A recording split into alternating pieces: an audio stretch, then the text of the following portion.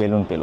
যেহেতু সবাই নিজেদের বেলুন খুঁজে, ক্লাস ভর্তি শিক্ষার্থী সুখী হওয়ার মূল মন্ত্র জানতে চাইল শিক্ষকের থেকে। শিক্ষক তখন সবার হাতে একটা করে বেলুন দিয়ে বললেন, এখানে তোমাদের নাম লেখো এবং ক্লাসের মাঝখানে বেলুনগুলো রাখো।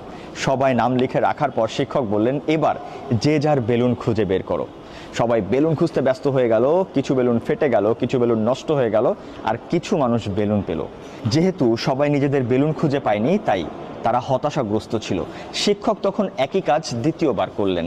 এবারও সবাইকে বেলুন দিলেন, নিজেদের নাম লিখতে বললেন এবং স্তূপ করতে বললেন। তবে খোঁজার ক্ষেত্রে একটু পরিবর্তন করলেন। বলে দিলেন, তুমি সবার আগে যেই বেলুনটা তোমার হাতে পাবা, সেটা যেই বন্ধুর নাম লেখা থাকবে স্ট্রেট তাকে দিয়ে দাও।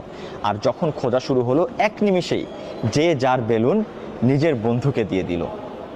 শিক্ষক তখন বললেন, বাবারা, পুরা পৃথিবীতে সুখ এমন বেলুনের মতো ছড়িয়ে ছিটিয়ে আছে।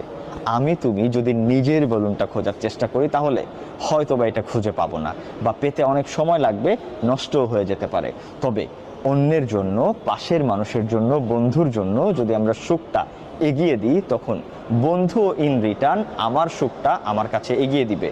অর্থাৎ in short, it's all about mutual respects and understanding. আমার আশপাশের মানুষকে যদি আমি হ্যাপি করি বা হ্যাপি করার মেন্টালিটি নিয়ে কাজ করি, তখন আমি নিজেও হ্যাপি হব।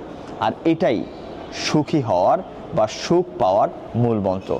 তখন সবাই বুঝতে পারলো যে আসলে সুখটা কি। আর মোরাল অফ দ্য স্টোরিটা কি? সিম্পল। আপনি যদি অন্যের সুখের জন্য কাজ করেন, তাহলে অন্য মানুষ আপনার সুখের জন্য কাজ করবে।